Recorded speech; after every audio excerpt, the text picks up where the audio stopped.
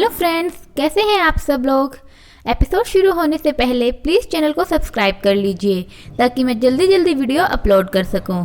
चलिए आज का एपिसोड शुरू करते हैं।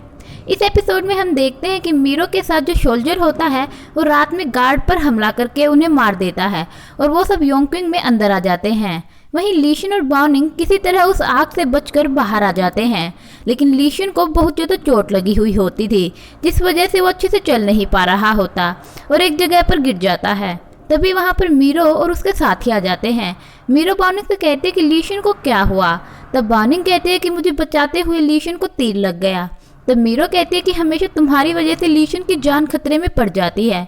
तभी वहाँ पर मीरो का आदमी आता है और मीरो से कहता है कि कोई इस तरफ आ रहा है, तुम जल्दी से जाकर घोड़ों को तैयार करो।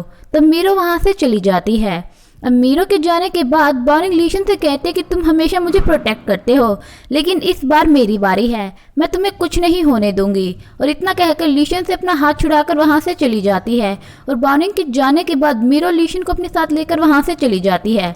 अब बाओनिंग जाकर एक जगह पर खड़ी हो जाती है और योंगक्विंग सोल्जर्स के आने का वेट करने लगती है और उनके आते ही भागने लगती है ताकि वो उन्हें अपने पीछे दूसरी डायरेक्शन में ले जा सके। अब सोल्जर बाओनिंग का पीछा करते हैं। वहीं पर जाओ शाओ भी बाओनिंग का वेट कर रहा होता है और वो सोल्जर को बाओनिंग के पीछे भागते हुए देख लेता है। तभी बाओनिंग एक जगह पर गिर जाती है और सोल्जर बाओनिंग को मारने वाले ही होते हैं कि तभी जाओ शाओ और उसके आदमी बाओनिंग को बचा लेते हैं और जाओ शाओ बाओनिंग को बचाकर वहां से ले जाता है।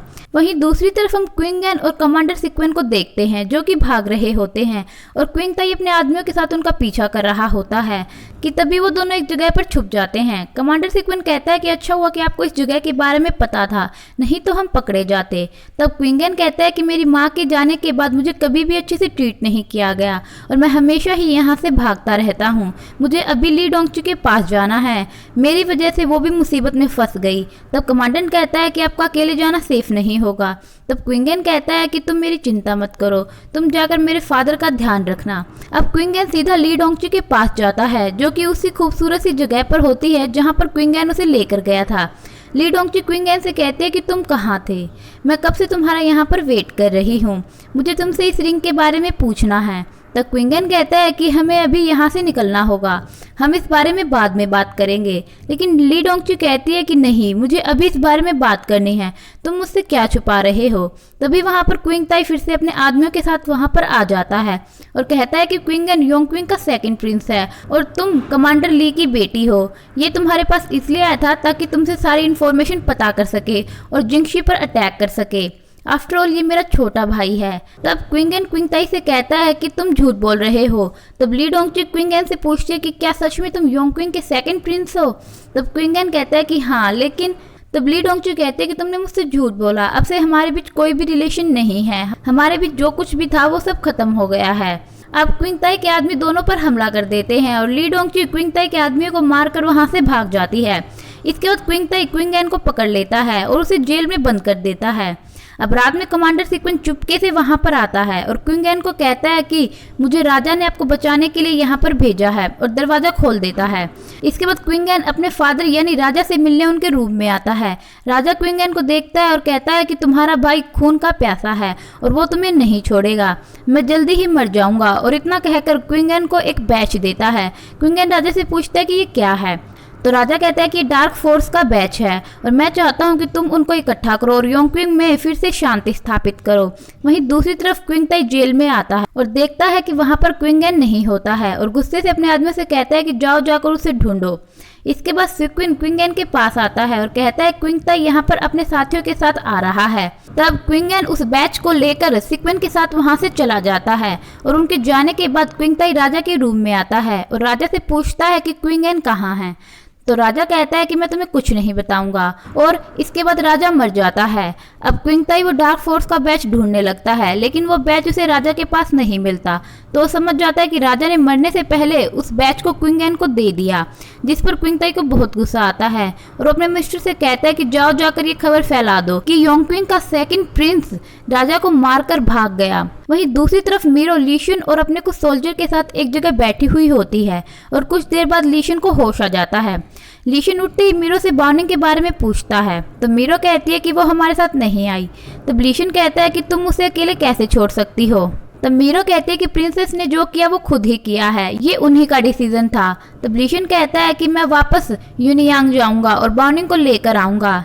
तब मीरो उसे वहां जाने से रोकती है और कहती है कि अब तक तो बाओनिंग मर चुकी होगी। इस पर लीशन को गुस्सा आ जाता है और वो अपने सोल्जर यूनलिन से कहता है कि मीरो को 2 आदमियों के साथ घर वापस भेज दो और तुम मेरे साथ चलो। और इतना कहकर यूनलिन के साथ बाओनिंग को ढूंढने चला जाता है। अब एक जगह लीशन और यूनलिन रुकते हैं जहाँ पर लीशन को जाओशो का सर्वेंट मिलता है। लीशन जाओशो के सर्वेंट से पूछता है कि क्या तुमने बाओनिंग के बारे में कुछ पता है। तब जाओशो का सर्वेंट उसे बताता है कि प्रिंसेस जाओशो के साथ है, हमने उन्हें बचा लिया था, मास्टर उन्हें वापस घर छोड़ने गए हैं और हमें कहा है कि हम ननमिन जाकर मार्किस जिंगाई को खबर दे दे कि अब सब ठीक है। लीशन ने सुनकर खुश हो जाता है और बाओनिंग को लेने के लिए जिंगशी वाले रास्ते पर निकल जाता है, लेकिन रास्ते में उन्हें जाओशो और बाओनिंग नहीं मिलते। जिस पर यूनलिन कहता है कि अगर वो लोग जिंगशी आते तो हमें जरूर मिल जाते, लेकिन यहाँ पर तो कोई भी नहीं है। वहीं जाओशो और बाओनिंग एक जगह पर रुकते हैं। बाओनिंग जाओशो से पूछती है कि हम बिनजाओ कब पहुंचेंगे। तब जाओशो कहता है कि तुम बीमार हो ना, इसलिए हम थोड़ा आराम से चल रहे हैं। अब जाओशो फिर से बाओनिंग से कहता है कि क्यों हमारे बीच इतनी डिस्टेंस है, तुम तो जानती ही हो कि अगर लीशन तुम्हें जिंगशी नहीं लेकर आता तो बड़ी रानी चाहती थी कि मेरी और तुम्हारी शादी हो जाए।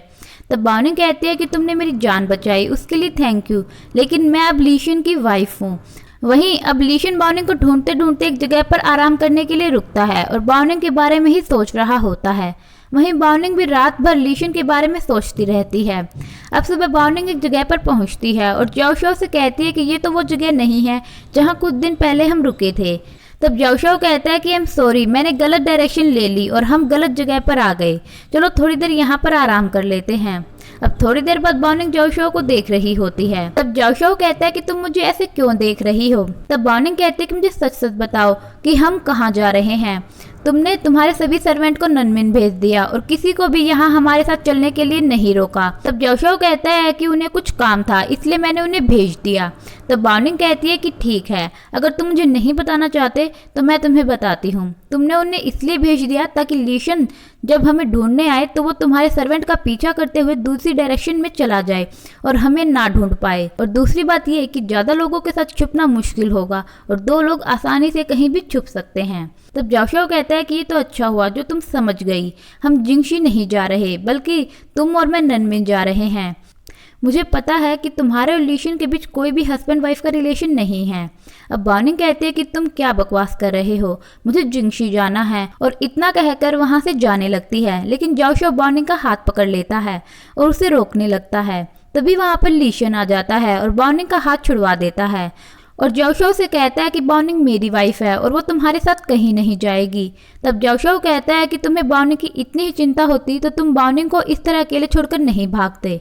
तब बाओनिंग जाओशो से कहती है कि माना कि तुमने मेरी जान बचाई है, लेकिन मैं लीशन से ही प्यार करती हूँ और लीशन को छोड़कर वहां से भागना मेरा डिसीजन था, मैंने तुमसे कभी भी प्यार नहीं किया। और इतना कहकर लीशन और बाओनिंग वहां से चले जाते हैं। अब थोड़ी देर बाद डॉक्टर लीशन का ट्रीटमेंट करने वहां आता है और उसका ट्रीटमेंट करके वहां से चला जाता है। लीशन बाओनिंग से कहता है कि मुझे इस बात का बहुत दुख है कि मैं तुम्हें प्रोटेक्ट नहीं कर पाया, बल्कि मेरी जगह जाओशो ने तुम्हारी जान बचाई। अगर तुम्हारी शादी जाओशो से होती तो तुम आराम से ननमिन में रहती। तब बाओनिंग कहती है कि मेरे दिल में जाओशो के लिए कोई जगह नहीं है। वहीं अब ली डोंगची वापस ली मैंशन आती है। सभी उसे देखकर बहुत खुश होते हैं और पूछते हैं कि प्रिंसेस कहाँ है। तब ली डोंगची कहती है कि वो मेरे साथ नहीं आई है, क्या वो अब तक घर नहीं पहुंची। तब कुया कहती है लेकिन वो तो तुम्हारे साथ ही गई थी। तभी मीरोंग कहती है कि हमने बहुत मुश्किल से लीशन को तो बचा लिया, लेकिन प्रिंसेस वहां से भाग गई और योंगपिंग सोल्जर उनका पीछा कर रहे थे।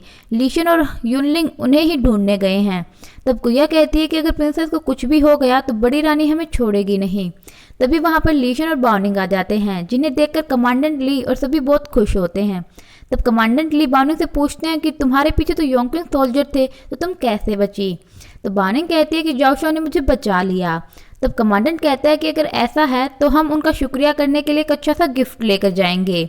तभी मीरो कहती है कि जाओशो प्रिंसेस से प्यार करता है और उन्होंने जो कुछ भी किया वो सब अपने प्यार के लिए किया। अच्छा होगा कि प्रिंसेस उन्हें अपने हाथ से ही गिफ्ट दे।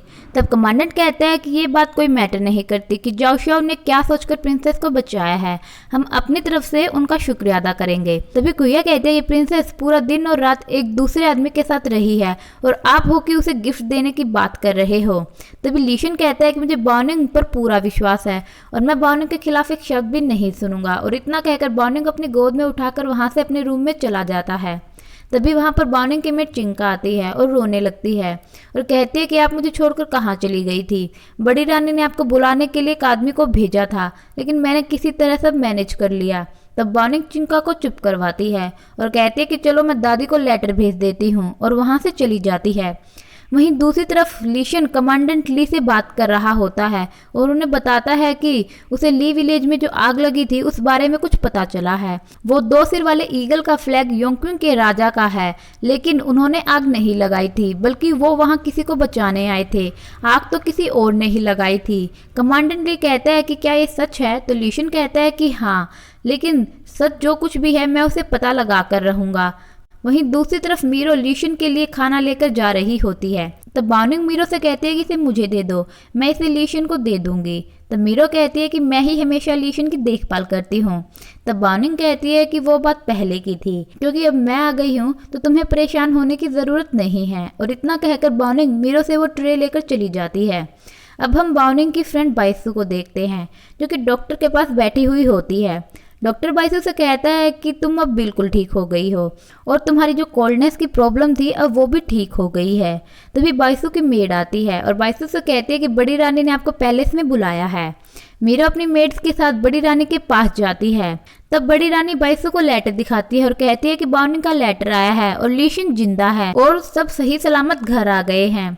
वहीं राजा को जब ये खबर मिलती है तो वो बहुत गुस्से में होता है। तब राजा का सर्वेंट राजा से पूछता है कि आप इतने गुस्से में क्यों हैं। तब राजा बात बदलते हुए कहता है कि जाओ शाओ की बैड परफॉर्मेंस की वजह से हम वॉर हार गए, इसलिए मैं उसे डिमोट कर रहा हूँ और अब से वो कमांडेंट की बजाय मिलिट्री सप्लाई कमिश्नर के तौर पर काम करेगा।